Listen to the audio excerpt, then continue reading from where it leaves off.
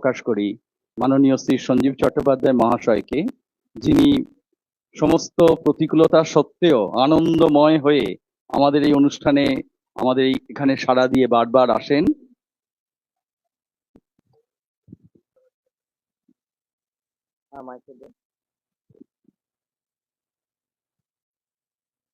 আজকের এই ছোট্ট ভক্ত সম্মেলনে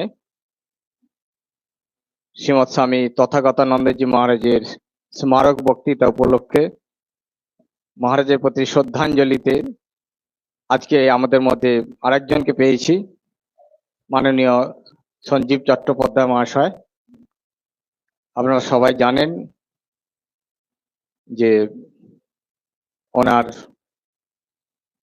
যে সমস্ত পুস্তকাদি এবং রামকৃষ্ণ বিবেকানন্দ সাহিত্যে অনুরাগ, উনি গৃহী কিন্তু সন্ন্যাসী। এই গৃহী সন্ন্যাসীকে আমরা এখনো আমাদের মধ্যে পেতে পেরেছি, বা আমরা ওনার কাছ থেকে যে সমস্ত তথ্য পাই সেগুলি পরম পাওয়া। দীর্ঘ সময় ধরে এই রামকৃষ্ণ বিবেকানন্দ সাহিত্যের তিনি তন্ময় হয়ে আমাদের তার ফলস্বরূপ প্রদান করে চলেছেন রামকৃষ্ণ বিবেকানন্দের ভাবকে। তাই আমরা সকলেই খুবই আনন্দিত ওনাকে আমরা এখানে পেয়ে। যতক্ষণ না ওনাকে আমরা এখানে সচক্ষে দেখতে পাচ্ছিলাম ততক্ষণ আমরা যেন একটা টেনশনের মধ্যেই ছিলাম।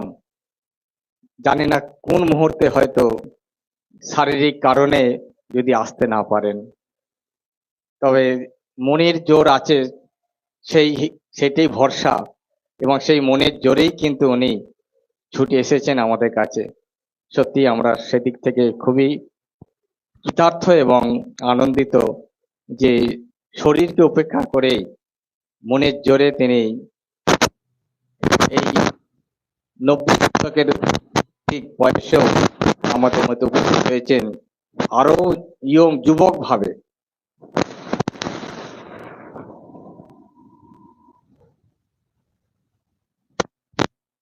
ভবনের তরফ সমস্ত ভক্ত এবং নমস্কার ঠাকুরের